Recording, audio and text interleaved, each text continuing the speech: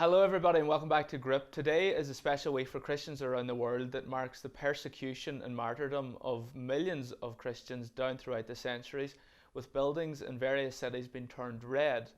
The Aid to the Church in Need charity has launched a new book called Our Martyrs that is an attempt to commemorate some of the Irish martyrs that were made during the penal times in Ireland. Joining us now to discuss the book and its launch is Damien Richardson. So Damien, thanks very much for joining us this morning. Tim, how are you keeping? Can you tell us about the book, Damien, and how it was found and what it contains?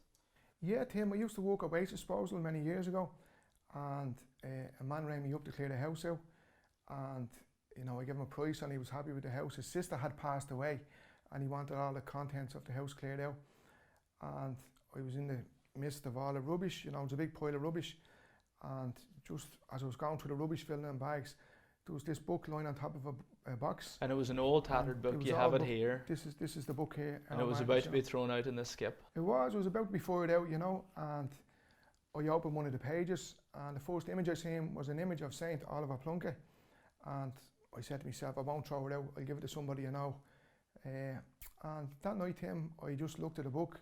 I'm not a big book reader, myself, and I could not believe the content that was in the book. It's the whole history of the martyrs of Ireland. There's 264 martyrs who was martyred in horrific circumstances, through getting hung, drawn and quartered, being in dungeons, and persecuted in the cruelest way, And these were penal laws imposed by the Crown, the British, in order to try and stamp out Catholicism? Yeah, Tim, this would have been a period from 1535 to 1690, and there was nearly 200 years of penal laws. As you said, the Crown of England wanted to, extinguish the Catholic faith on the island of Ireland, and they'd done this through horrific means, And so the book documents exactly how they were killed in certain circumstances? The book goes into very graphic detail, eyewitness accounts of these martyrdoms, And I say to people that there's a famous movie out there, Braveheart, that Mel Gibson is the director, and he's also the lead actor in it. And at the end of the movie in Braveheart, you see Braveheart gets hung, drawn and quartered. And basically what that was, you could be on a rack, for hours, getting stretched with horses. And then they would draw you, they would cut your intestines out. You're still alive, throw them on a fire, and then they would quarter you, cut you into 4 pieces and probably hang you up in the local town or something, So this happened all throughout Ireland, every corner of Ireland. Also in the books is the penal laws, and that goes into specific laws against Irish people, Then there was people sent on ships, slave ships, to Barbados, the West Indies, just because, again, they were practicing Catholics, They were in dungeons, I think one story comes to mind is Bishop Hurley.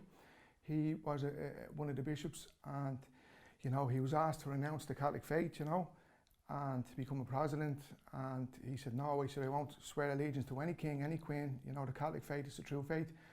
So they tortured him for a few days, but what he done was he used to wear leather boots, and they poured butter and salt into his boots, and they put him into a stock, and he just basically lit a fire under his legs, and the flesh just dripped off him and to the bone, 2 days after, they brought him back to Dublin Castle, and they were kind of ashamed of the torture they'd given him. So they brought him up to Condom Street, past Grafton Street in Dublin, and it was about 4 o'clock in the morning. All the prisoners in Dublin Castle were screaming, "This is an innocent man," and they were actually punished for that. So there was 2 men out, and they were out hunting. They were archers hunting for deer about 4 a.m. in the morning, and they seen the Archbishop getting hung, for his faith. So, as I said, one thing strikes out for me, Tim, is that the courage of these men and women. Any time they can be let out of prison, any time they can stop this persecution, all they have to do is renounce the Catholic faith, And they wouldn't. They said the faith, this is the true faith, it comes from Jesus Christ. It's been here for 2,000 years, and we will not abandon it, So a lot of them got their reward in heaven, as martyrs. And so this book, Our Martyrs, that you've republished, along with the Aid to the Church in Need, is an attempt to keep the memory of those people alive, and a book that you said was probably in the hands of a lot of people down throughout the past number of decades in Ireland. Yeah, a lot of people, were very proud of our 1916 men, but I'm sure this book would have been something they would have had, in the library in the house. And, I've read before that Joseph Mary Plunkett would have been a descendant of Saint Oliver Plunkett, Who was martyred in Tyburn, He London. was the last, Bishop Oliver Plunkett was the last martyr, Catholic martyr who was martyred in Tyburn in London, you know. And he was the first image when I came across the book. I opened the first page and I seen an image of him. And as a child, I remember the school brought us out to Drogheda, and his decapitated head is in a shrine in one of Drogheda churches, you know. So there's a rich history there around the country of very tragic tales of perseverance, and this is something that's ongoing throughout the world, however, and that's, I think, the point of this week of bringing to light these martyrs and their stories. Yeah, today, every day, there's over 250 million Christians around the world that's getting persecuted for their faith, you know, holding a Bible, you know, and this is governments doing this, you know, to be caught with rosary beads, a crucifix, you know, to practice your faith at all. There's big discrimination against, and you know, people really can't comprehend. And I think once Christians become a minority, you know, if they're a minority, you know, it's really hardships on them in every way. Financially, they struggle to just, you know, put food in their mouth in some countries, you know. I would ask your viewers to Google, just put in a search, persecuted Christians, just 2 words, and even the images alone can show you, you know, what's involved around the world, you know, terrific, you know. And you brought to light recently the story of a priest who was eventually killed in Iraq a number of years ago, who had spent a lot of time here and in the Irish College in Rome.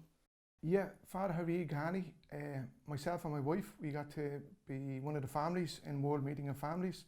There was 5 families chosen throughout the world from every continent. We were the continent of Europe, you know. And one of the other families was Father Harry Ghani from Mosul in Iraq. So his family was there. And for me, as a practicing Catholic, you know, in Ireland, for now, we have a freedom to go to church and so on, but this guy was murdered, who was martyred, just because he was a Catholic priest, you know. By ISIS? By ISIS, the Islamic extremist group, you know. He studied in the Irish College in Rome, and, you know, it was so dangerous for him to go home. He used to go to Lough Derg Island to the pilgrimage every summer, and he spent many summers in Lough Derg, you know, up there. When he was ordained from the Irish Pontifical College in Rome, he went back to Mosul in Iraq, and, you know, many times the ISIS group, they approached him, told him to close the church, you know, this is their country, stop this Christianity, and he wouldn't, you know. And he was leaving Holy Mass on a Sunday with 3 other deacons and one of their wives, and he was just locking the doors of the church. A group of guys from the militant group come up to him with balaclavas on and machine guns, and he said, they shouted at him, you know, he says, Father, he didn't say Father, he says, we've told you to close this church, we've told you, you know, close this church. And his last words was, how can I close the house of God? How can I close the house of God? He was murdered straight away. The 3 deacons was murdered with him, and one of their wives escaped to tell the story, you know. And he also shares a link with Archbishop Oliver Plunkett, who was martyred. St. Oliver Plunkett and Father Harry would have something in common. The 2 of them would have studied in the Irish College in Rome, and the 2 of them were also martyred for their Catholic faith, you know. They gave a big witness, and the word martyr, it just means witness, you know. And it doesn't mean you know, some people can be shot, some people be blown up. We've seen the Sri Lanka bombings in Sri Lanka, you know, nearly 300 people, men, women, babies, children killed, 500 people injured. You know, it's not how you're killed, it's just sticking to the faith. They were martyred just because they were Christian Catholics. That's the only reason. And Damien, there's a picture here in the background of you meeting the Pope about last year at the World Meeting of Families. You have an interesting story to tell yourself, I think, of your journey thus far. Yeah, just briefly, it all connects to my Catholic faith, you know. I kept a good family, you know. My father was from just 2 minutes from O'Connell Street. He was born in Avondale House, a block of flats just literally 30 seconds from O'Connell Street. My mother was from the other side of Penal Street, Cable Street there, you know. So I'm really proud of my Dublin family and stuff. There's a big gang of them out there. So yeah, when I was 15, I left school, you know, with no education and, you know, with no trades, and a lot of difficulties when I was growing up, you know. I had a few jobs, nothing really serious. I couldn't hold anything down, you know. And about 16, 17, I started just, you know, smoking cannabis. I got into drinking and stuff and getting addicted to alcohol. That would have escalated then to, I got into being addicted to ecstasy tablets. I used to go to the rave parties and for a long time. And then before long, you know, I ended up being a heroin and a methadone addict for many years, you know. During that time, my girlfriend also was a heroin and methadone addict, and my life was just in despair, you know. Just by the age of 21, I had been in prison a few times, and just the addiction just brought me to bad places, you know. In 2002, a family member brought me to Medjugorje, a pilgrim site in Bosnia-Herzegovina, and I spent 2 weeks out there, and it really helped me to recuperate and look at myself. While I was there, I visited a community of young men, you know. They had all been addicted in some form or another, and they were living a Christian lifestyle, a Catholic lifestyle in this community. And I shared my story with them. I told them I had been addicted for many years and that, and, you know, I lost the will to live, and I was very suicidal. So they gave me some information that they had a centre in Ireland, in Knock, County Mayo, Community Chinaglo. So I joined there, and 17 years ago, I was with them for 1.5 years, and it really helped me to address my addiction, you know, to look at life, and a big factor was my faith, you know, my Catholic faith, and, you know, coming back to the sacraments, and, you know, trying to do your best, you know. So you got off the drugs? I got off the drugs there, thank God. Me and my wife now, we're clean 17 years from all drugs, you know. And you have a big family?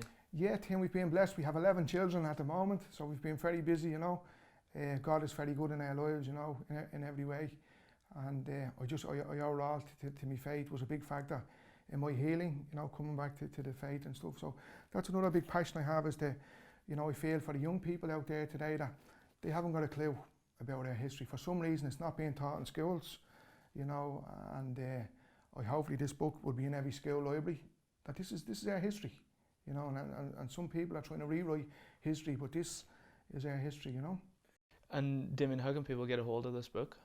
Tim, to get a hold of the book, you can just email info @acnireland.org, or the phone number is 01 8377 516.